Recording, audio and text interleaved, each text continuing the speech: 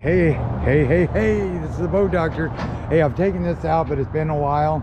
Anyway, the drain plug's on the inside. This is one of the best riding boats in rough water. This is a 24 foot. 24 in general is kind of the best all around power match with the motor, the way it handles. It's got your trim tabs. Yeah, you don't need nothing that big. Reverse chine.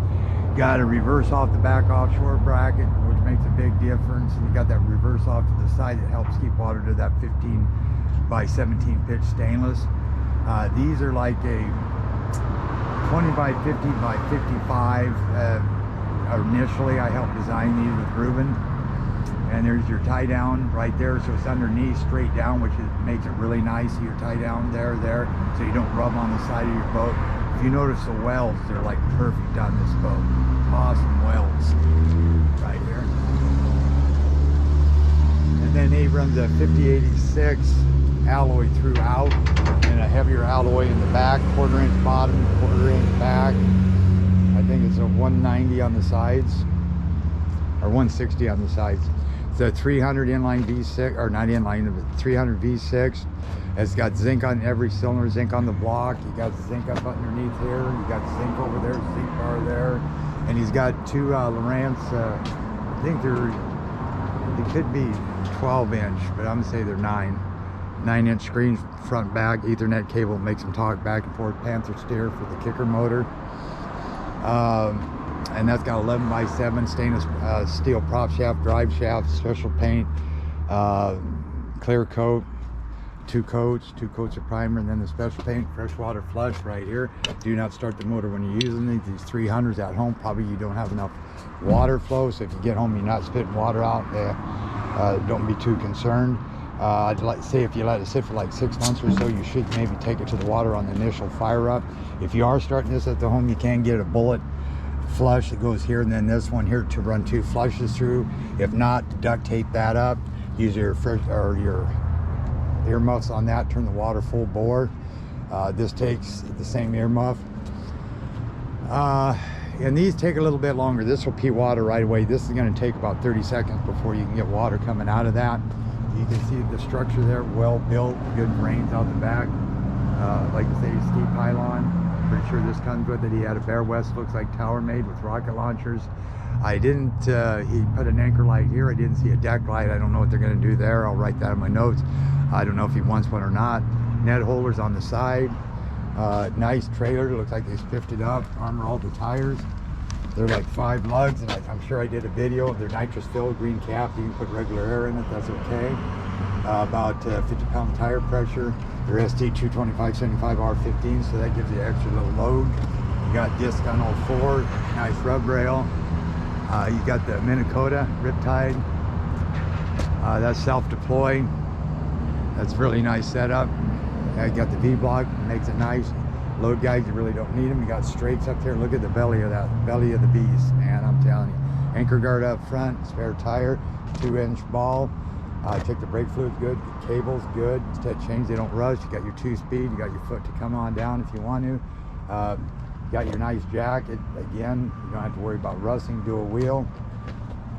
So, and you got to make sure you hook these up in the right spot, because if you take this one, see how this has got the black cap on it, put this one here in the back, because if you put it up front, I got it set for that one up front being the master.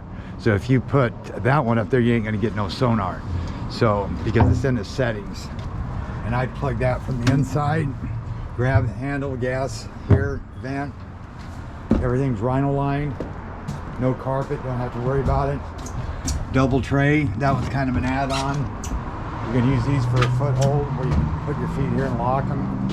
And what I would do is tie a string onto that, so if you want to fill this up for a tuna bleed your tuna in there, get done at the end of the day, you can just take that string, you know, maybe tie it off to here or something, and you can pull that plug and let it drain. But you got to remember, you got to put the plug back in, or if not, it's going to fill up with water. Don't ever leave that in for a long period of time. That's your main drain. It all comes in at angles, so that's a low point, so it's going to drain really nice. Battery switch right here, dual batteries. We'd have them look at you got pick up through the bottom, which is good. Now you should be able to go at least 20 miles an hour and get water instead of having them come out the back as free washdown. There's your primer bulbs. Here's a switch right here.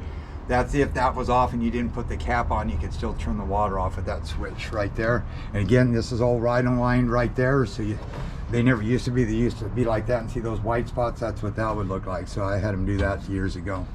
Come back in here, that's your lock. Had them put those on. They need to tie up these wires in the back. Like this. And up under here is his totes, probably his slope back, and his owner's manual, extra parts, his books, more storage. Then up in here is his batteries. You got 3 of those up here in the front.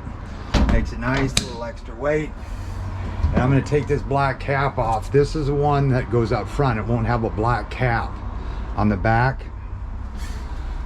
So then you'll know which one, because if not, you're going to be all screwed up on that. Got a battery charger, I can see it over there. Okay, trim tabs, fuel gauges right now is hooked up to like the battery switch. Normally they're hooked up to key hods, so we'll see what they want to do there. Yeah, and I've already had it out for 1 hour. You can see that right there. So this has been the second tie up this wire right up underneath the dash. Radio works. So now I'm going to go to the water. Double checker all. Boat doctor. Love it. Look at all the room. Grab handles. Look how that's supported. That stiffens the boat up so you don't get any flags. It looks cool with the top down. You can zip this up, zip this up, zip this one up, or just unzip this or unzip this and leave those closed. You got an added support bar up in here. So pretty beefy actually. And look at all the room you got in this boat. You can put 6 people and look at that. You don't get that kind of deck room in a lot of boats. You know, I got a 27 over there. If you look at this has got just as much deck room as that 27 because you're eating it up a lot in the cabin and the cuddy. But that's a nice boat too over there. That's North River, beautiful boat. These hold the resale values. They're just dynamite. Boat Doctor out.